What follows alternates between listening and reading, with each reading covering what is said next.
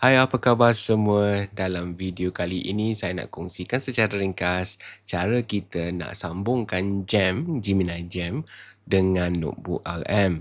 Bagi yang tidak tahu, Gemini Jam ni sebenarnya adalah satu customize Gemini. Maksudnya kita boleh customize sesuatu arahan itu dengan mudah supaya kita boleh gunakan Jam ini secara berulang kali. Maksudnya tak perlulah setiap kali kita nak buat sesuatu itu kita prompt. Contoh mudah, kita nak buat RPH, rancangan pengajaran harian. Kalau kita buat secara biasa, kita setiap hari kita kena prompt kan, ataupun copy paste prompt yang dah kita gunakan sebelum ini.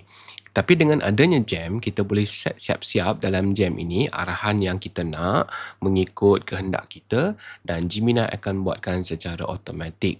Apa yang kita boleh buat sekarang adalah kita boleh sambungkan dia dengan notebook LM untuk memudahkan kerja kita. Alright, contoh kita nak buat RPH tadi, so kita pergi ke Gemini Jam di bahagian taskbar ni Jam, kita akan dapat Jam dan kita boleh terus pergi ke link ni pun boleh juga kalau nak, gemini.google.com/jams, kita akan nampak ni. Untuk akaun institusi seperti saya ni yang gunakan akaun Unimas ataupun yang gunakan akaun Delima mungkin akan tak nampak yang bahagian atas. Kita akan nampak bahagian Jam yang lama ini. This is the old Jam lah. Kalau yang terkini dia ada sertakan dengan Jam made by Lab di atas ni. Yang ni dia menggunakan Opal Google Lab yang menyambungkan dengan Gemini punya AI capability. So yang ni kita tak perlu tengok dulu. Kita pergi ke bahagian bawah ini, Jam Manager. Yang ni pun dah cukup powerful. Alright, so pergi ke Jam Manager dan tekan New Jam. Okay, so kalau ada simbol lab ni yang di bahagian atas, yang ni yang di bahagian bawah, kita gunakan yang bahagian bawah terlebih dahulu. So saya akan gunakan yang ni. Contohlah kita nak buat penjana RPH, kita type saja penjana RPH. Bagi sedikit penerangan, RPH untuk sejarah tingkatan 1, contoh sajalah kan. Yang ni tak penting, yang ni hanyalah untuk menerangkan apa Jam yang dihasilkan ini. Kemudian yang ni yang penting. So di sinilah kita boleh prompt secara bijak macam mana nak hasilkan RPH kita. So kita boleh tulis bahawa hasilkan RPH ataupun rancangan pengajaran harian dalam bentuk, contohlah kan, aktiviti 30 minit kalau nak, ataupun untuk tingkatan 1.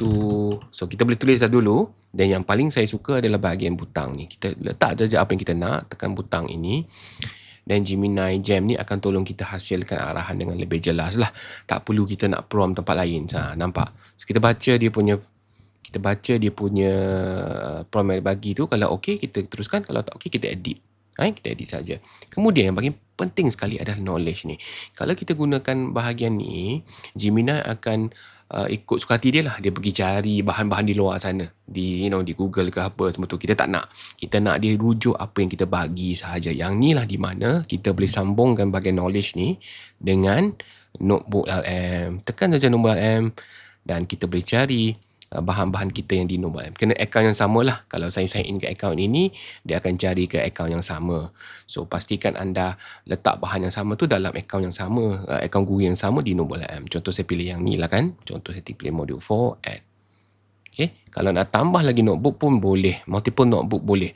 So yang ni yang saya kata bagus sebab knowledge Jam ini kita tak payah nak sentiasa prompt balik. Kita hanya perlu update saja di notebook LM tu. Contoh di notebook LM ini, saya hanya pergi ke notebook LM saya tu, saya just letak bahan baru dan dia dapat baca daripada bahan itu. Contoh, saya pergi yang ni.